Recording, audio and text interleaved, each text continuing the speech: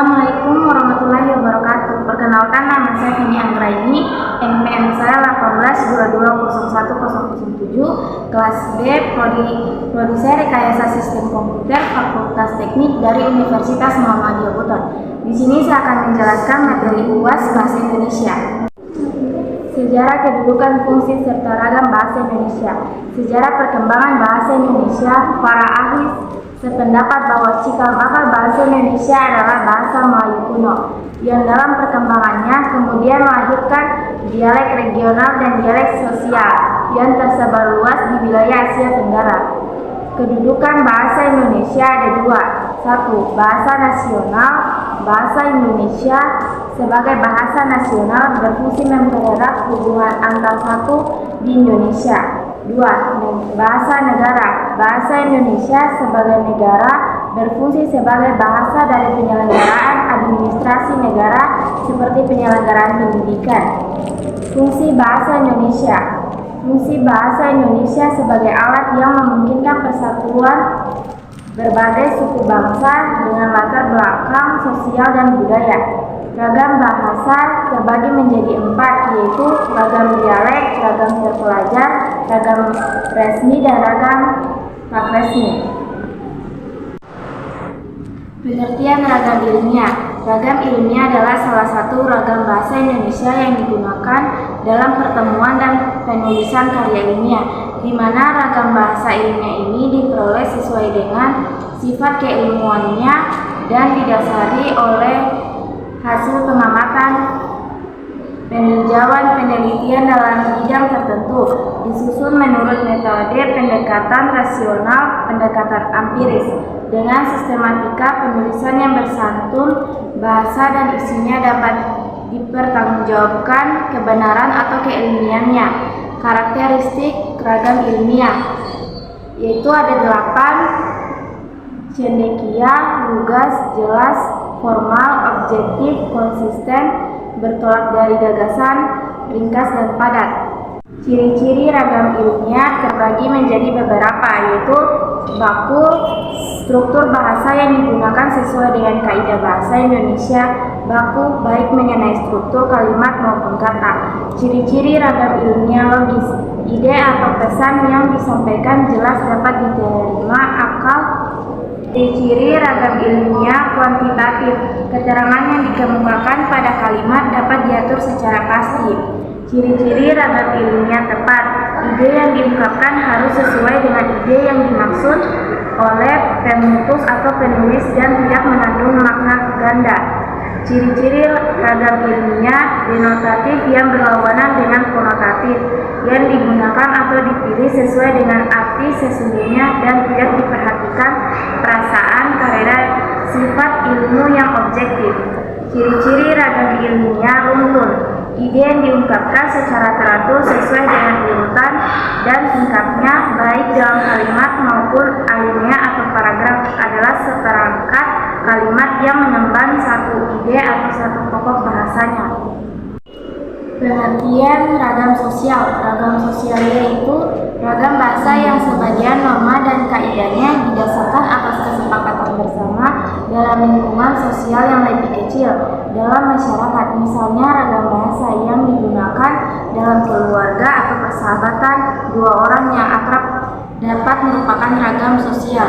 Selain itu, ragam sosial berhubungan pula dengan tinggi atau rendahnya status kemasyarakatan lingkungan sosial yang bersangkutan.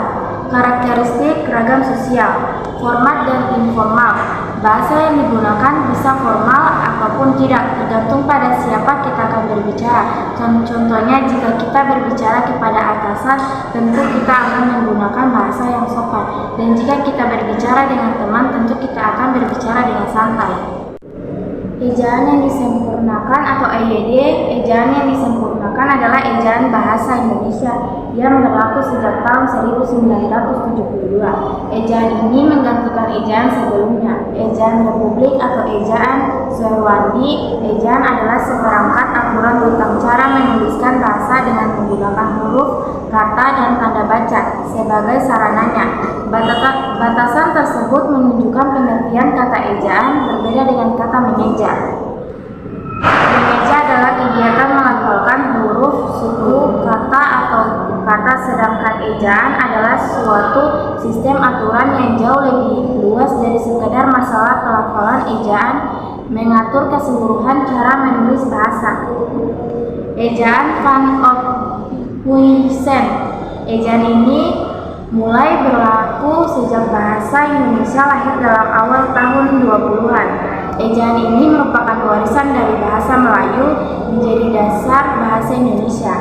Ejaan Suwandi. Setelah ejaan yang Van Ophuijsen diberlakukan, maka muncul ejaan yang menggantikan, yaitu ejaan Suwandi. Ejaan ini berlaku mulai tahun 1947 sampai tahun 1972. Ejaan yang disempurnakan atau EYD.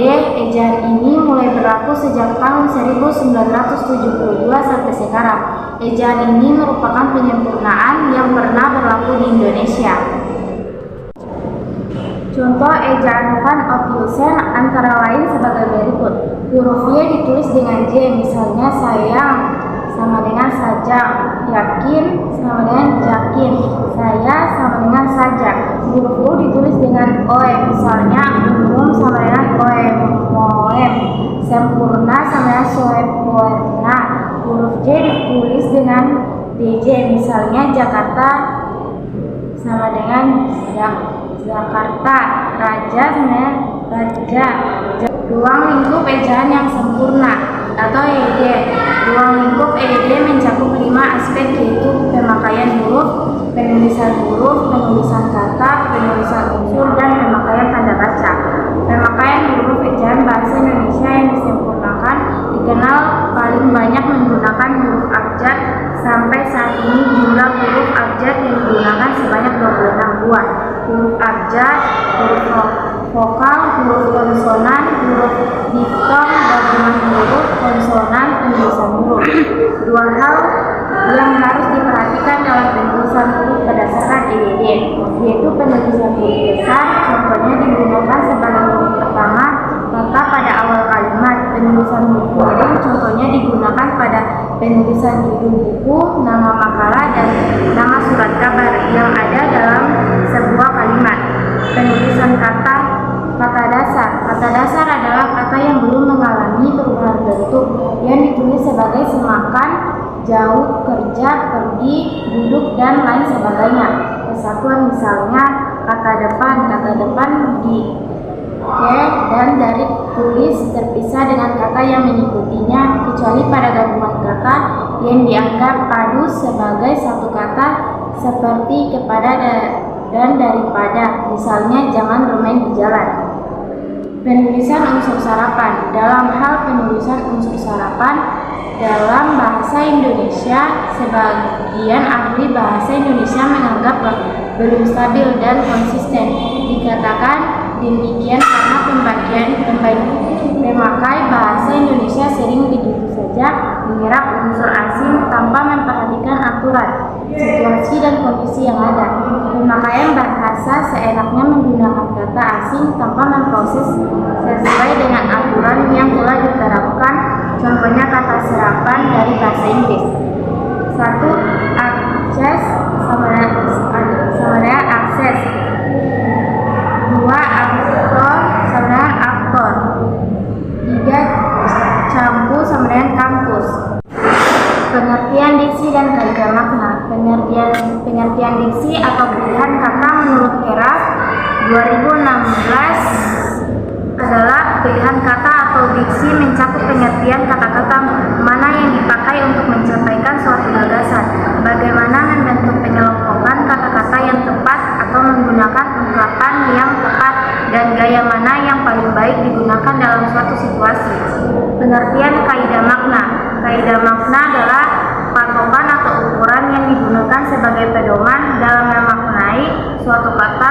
Kaidah makna mengacu pada persyaratan ketetapan pemilihan kata sebagai lambang objek, pengertian konsep, fungsi, dan ciri-ciri diksi. Fungsi diksi membuat orang yang membaca atau mendengar karya sastra menjadi lebih paham mengenai apa yang ingin disampaikan oleh pengarang, membuat komunikasi lebih efektif, melambangkan gagasan yang diekspresikan pendidikan secara verbal, menciptakan komunikasi yang baik dan benar, menciptakan pencapaian target komunikasi.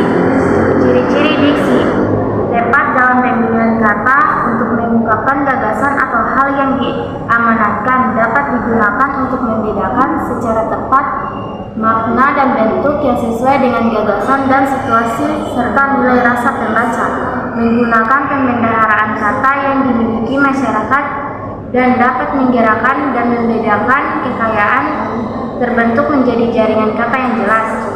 Jenis-jenis diksi berdasarkan makna. Makna denotatif merupakan diksi dengan makna yang sebenarnya dari suatu kalimat maupun suatu kata.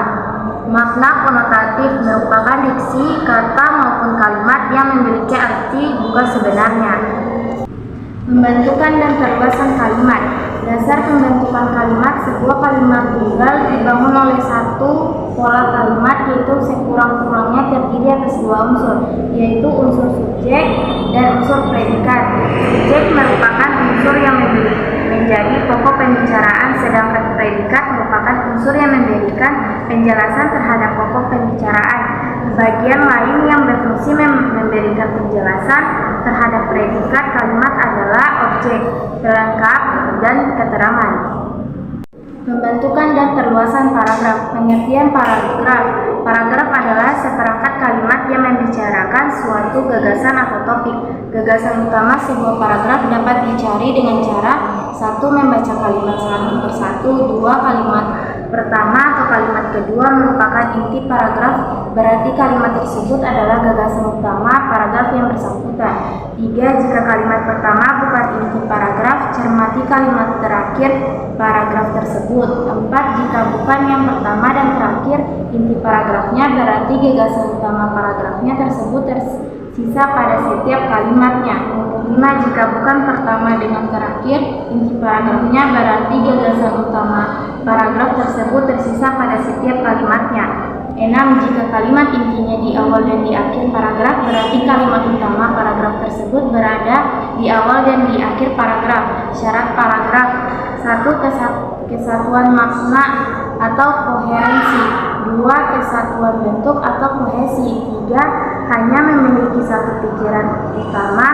Jenis paragraf berdasarkan sifat dan tujuannya: 1. Paragraf pembuka. 2. Paragraf pengembang. 3. Paragraf penutup. Sekian dan terima kasih. Mungkin itu saja penjelasan materi tentang UAS Bahasa Indonesia. Saya akhiri dengan ucapan wabillahi taufiq wal hidayah. Wassalamualaikum warahmatullahi wabarakatuh.